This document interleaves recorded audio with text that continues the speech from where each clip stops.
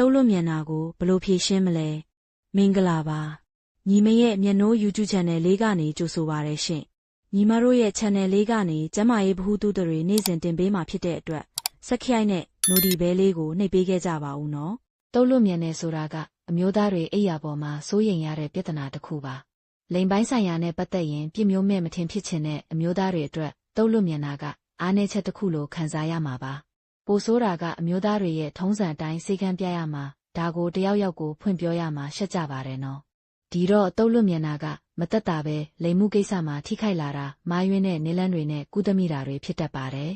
ဒီလိုဖြစ်ရအောင်တိတ်ပံနေကြစမ်းသက်ထားပြီးကိုယ်တိုင်လိုက်လုပ်လို့ရတဲ့နေလန်းလေးတွေကိုမျှဝေပေးလိုပါတယ်တုတ်လွတ်မျက်နှာဘယ်လိုမျိုးလဲဆေးပညာမှာတော့တိတ်လွတ်မျက်နှာဆိုတာကိုထိုးသွင်းပြီး1မိနစ်အတွင်းမှာတုတ်လွတ်တာ6လအတွင်းလိန်ဆက်ဆန်တဲ့အချိန်တော်များများမှာတုတ်ထိန်လို့မရတာတုတ်လွတ်မျက်နှာကြောင့်စိတ်ဖိစီးတာမိမိကိုယ်ကိုအားမလို့အားမရဖြစ်ပြီးလိန်ဆက်ဆယ်ဖို့စိတ်မပါတော့တာစတဲ့အချက်တွေနဲ့သတ်မှတ်ပါတယ်နော်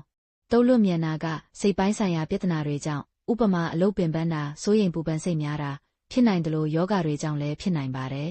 တုတ်လွတ်မျက်နှာကိုကိုယ်တိုင်ဖြေရှင်းနိုင်ဖို့အရေးကြီးဆုံးကမိမိအဖော်ကိုပြောပြပါသူ့ရဲ့နားလည်ပေးမှုနဲ့ကူညီမှုကကုသမှုအတွက်အများကြီးအထောက်အကူဖြစ်ပါတယ်လွယ်ကူတဲ့နေလန်းတွေကတော့အာသာဖြေပါအတူမနေခင်တနာရီ2နာရီလိုမှအာသာဖြေနိုင်ပါတယ်တစ်ခါလောက်ပြီးသွားရင်နောက်ထပ်လိန်တန်ထောင်မှတ်ဖို့နဲ့ပြီးမြောက်ဖို့ပို့ပြီးအချိန်ယူရမှာဖြစ်တာကြောင့်ကြာနေနိုင်မှာဖြစ်ပါတယ်ကွန်ဒုံး3ပါကွန်ဒုံးအထူနှစ်ထပ်ဆွတ်တာမဟုတ်ပဲသုံးတာကလည်းလိန်တန်မှာခန်းစားချက်ကိုနည်းစေတာကြောင့်ပြီးမြောက်ဖို့ဆွဲဆန့်ထားနိုင်ပါတယ်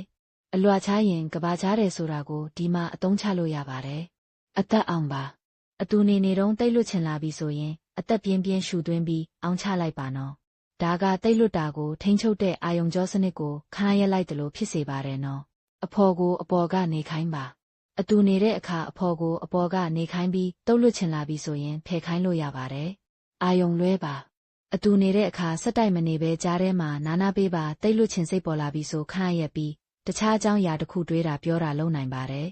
အချိန်ပေးပြီးနိုးဆိုပါတင်းရဲ့လိန်တန်ကိုအထိမခံပဲတင့်အဖော်ကိုစိတ်ကြွလာအောင်နိုးဆိုပါတူပြီးမြောက်ဖို့နီးလာတော့မှအတူနေလိုက်ပါဒါကနှစ်ယောက်သားအတူတူပြီးမြောက်ဖို့အကူအညီပေးနိုင်ပါတယ်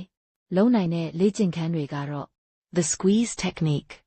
ဒါကတုံးမလွတ်အောင်လက်နဲ့ထိန်းလိုက်တဲ့နေလန်းပါဘယ်ချိန်မှတိတ်လွတ်တော့မှလဲဆိုတာကိုကြိုပြီးသိနိုင်တဲ့နေလန်းလဲဖြစ်ပါတယ်ဒီနေလန်းကလိန်တန်ကိုတုတ်လွတ်ချင်လာအောင်လှုံ့ဆော်ပြီးမြောက်တော့မယ်ဆိုရင်လိန်တန်ကိုညှစ်လိုက်တာဖြစ်ပါတယ်ဒီလိုလှုပ်လိုက်တာကလိန်တန်ထောင်မှတ်တာကိုအနှဲငယ်ကျသွားစေပြီးချင်စိတ်လျော့သွားပါတယ်ဒီနေလန်းကဘယ်တော့ပြီးမလဲဆိုတာကိုကြိုသိနိုင်တယ်လို့ဒီလိုသိချင်းကလည်းတိတ်လွတ်မမြန်အောင်ချုပ်ထိန်းစေနိုင်ပါတယ်